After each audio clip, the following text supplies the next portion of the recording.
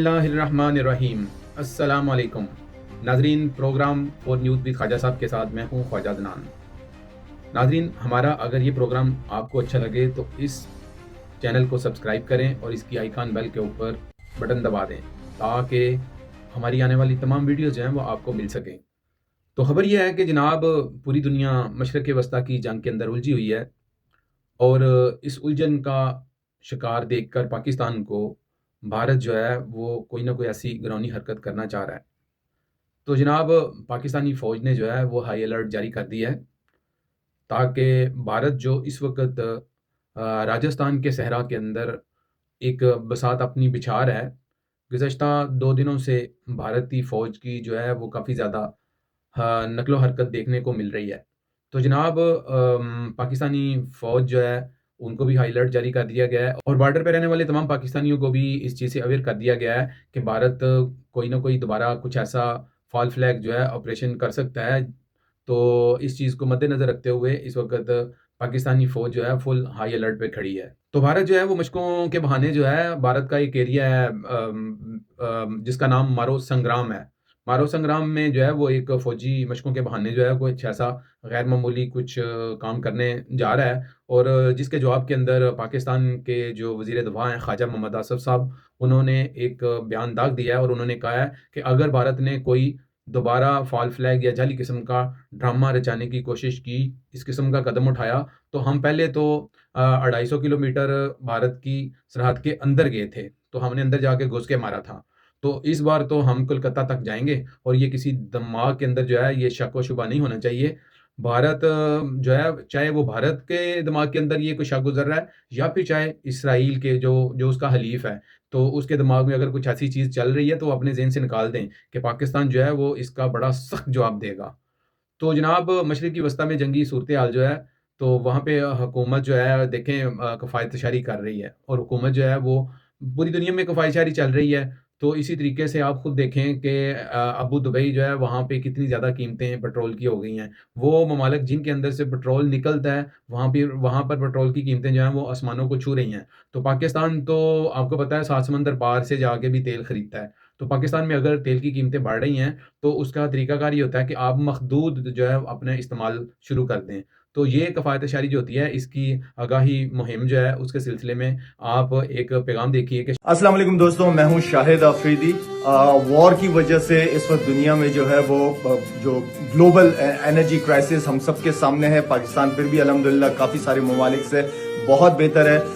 Government की support और उनको सपोर्ट करना सबसे इम्पोर्टेंट है। बीना पाकिस्तानी हमारी कोशिश होनी चाहिए कि जो स्टेप्स गवर्नमेंट ने लिए हैं हमें उनको फॉलो करना चाहिए ताकि इस मुल्क की तरक्की में कोई रुकावट ना आए। तो जनाब, आपने ये देखा कि शाहिद अफरीदी जो कि पाकिस्तान के मायनाज क्रिकेटर हैं, उन्होंने ये पैगाम दिया है। तो आप खुद सोचें, ये भी एक क्रिकेटर हैं। तो इनकी सोच है, इनकी समझ है, वो ये है कि हमने हुकूमत का और रियासत का साथ देना है, ना कि मुल्क के खिलाफ कोई ऐसा एक्ट करना है जिसकी वजह से मज़ीद मुश्किल से दो चार हो जाए। तो मेरे ख्याल से शर्म आनी चाहिए उन लोगों को कि जो इस वक्त पाकिस्तान के और रियासत के खिलाफ खड़े हैं और वो इस चीज़ से खुश हो रहे हैं कि पाकिस्तान जो है वो इस जंगी सूरत हाल में फंस कर पाकिस्तान के अंदर जो है वो तेल की कीमतें अगर बढ़ी हैं, तो मैं समझता हूँ कि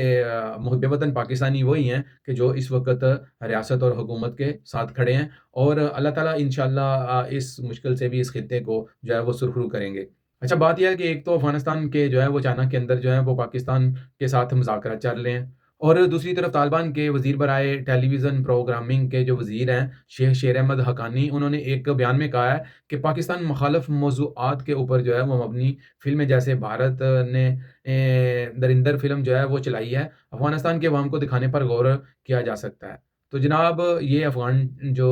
एक चैनल है उससे ये खबर मौसूल हुई है। उन्होंने कहा है कि अगरचे मौजूदा पॉलिसी के तहत गैर मुल्की फ़िल्में और तफ़रीही मवाद पर पाबंदी आयद हैं, ताहम ऐसी फ़िल्में जो सियासी पैगाम रसानी के लिए इस्तेमाल हो सकें, इन्हें इस्तस्ना दिया जा सकता है। और इनका कहना था कि इस किस्म का मवाद अवामी राय को मुतासर करने और इलाकाई मामलात पर आगाही देने का ज़रिया बन सकते हैं। ये इंतहाई बेवकूफ़ और अहमकाना जो है ये बयान है। मैं टोटली इस बयान से जो है वो एग्री नहीं करता, क्योंकि अफ़गानिस्तान में एक तरफ तो लड़कियों की तालीम के ख़िलाफ़ ये हुकूमत कवानीन पास करती है और दूसरी तरफ उनको ये फ़िल्में दिखाई जा रही हैं कि जिसमें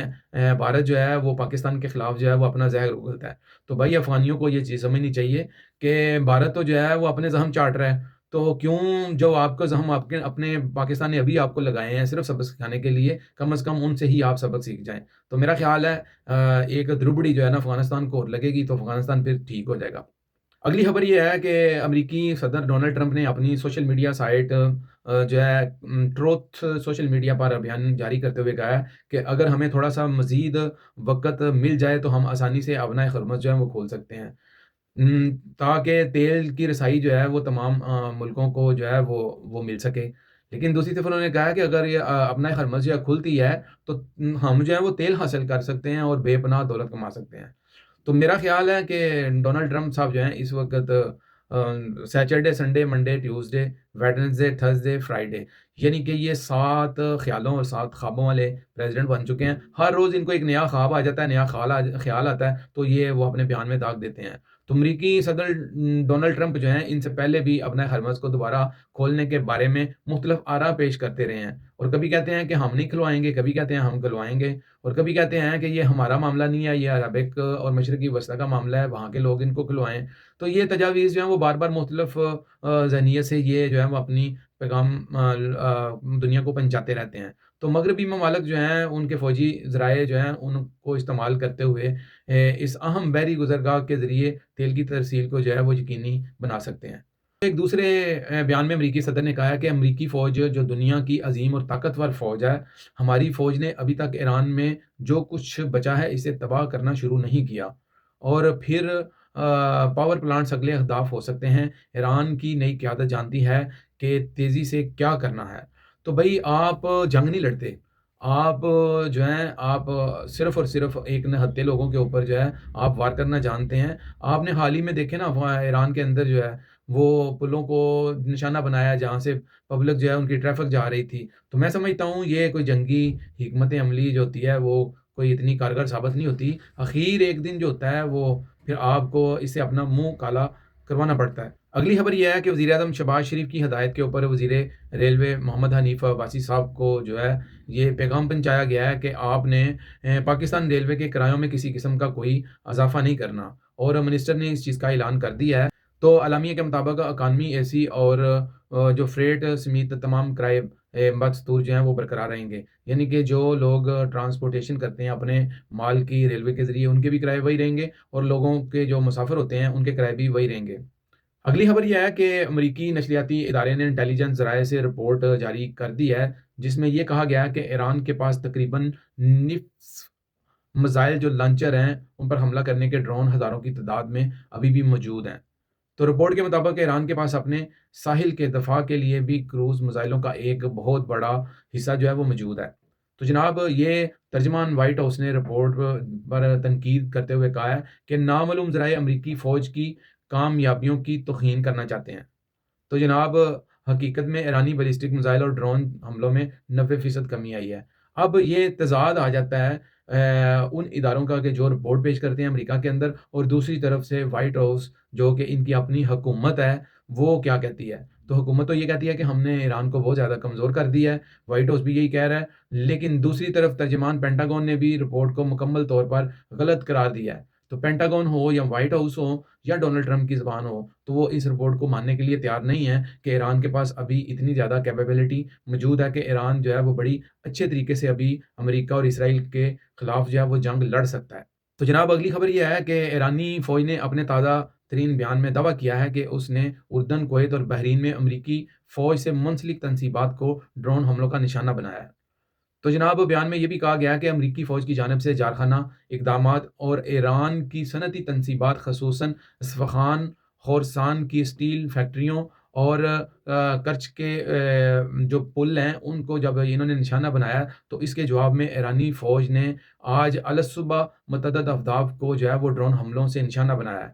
تو ایرانی فوج کے مطابق نشانہ بنائے گئے مقامات میں اردن میں امریکی فوج کے ساز و سامان کے ذخائر، لاجسٹک سپورٹ مراکز اور رہائشی مقامات، کویت کے عرف جان کیمپ میں امریکی بختر بند بریگیڈ کے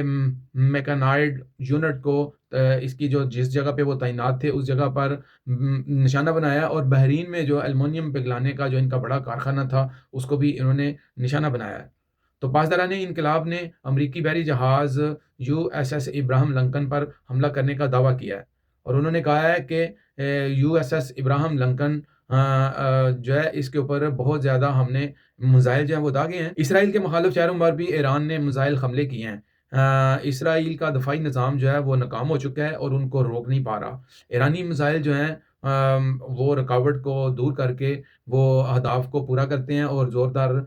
دھماکے کرتے ہیں جا کے، اور وہاں پہ آگ کے شعلے جو ہیں وہ ابھی تک نظر آ رہے ہیں۔ تو ایران نے خطے میں بڑھتی ہوئی کشیدگی کے تناظر میں امریکی اور اسرائیلی اہداف پر حملوں اور سخت رد عمل کی دھمکی دیتے ہوئے کہا ہے کہ آپریشن وعدہ صادق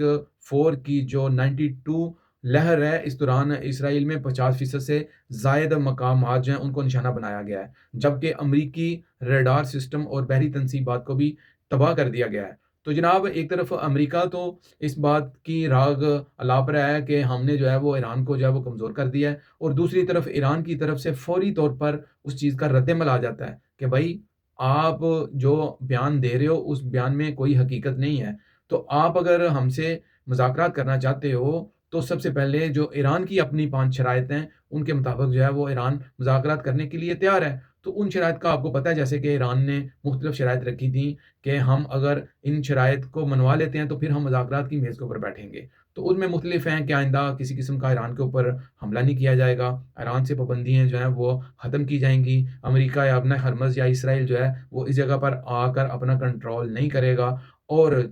چوتھی یہ تھی کہ جو ایران کا نقصان ہوا ہے اور اس کے نقصان کا ازالہ جو ہے وہ ایران کو دیا جائے گا، اس کی جتنی کاسٹ آئی ہے اس جنگ کی تو اس کی جو ہے وہ کاسٹ جو ہے وہ پے کی جائے گی۔ اس کے بعد ایک بہت بڑی شک یہ بھی تھی کہ ایران کو جو میزائل ٹیکنالوجی ہے، ایون جو ہے یورینیم کا ہے، وہ ایران کے ہاتھ سے نہیں لیا جائے گا۔ تو میں سمجھتا ہوں کہ ایران کے پاس ابھی بھی یورینیم جو ہے وہ موجود ہے۔ امریکہ بہت سارے حملے کر چکا ہے، اس کے حملوں کے باوجود بھی ایران کے پاس وہ اپنی طاقت ابھی تک موجود ہے کہ ایران ان کے ساتھ مقابلہ کر رہا ہے، اور ایران آنے والے وقت کے اندر جو ہے وہ اپنی اس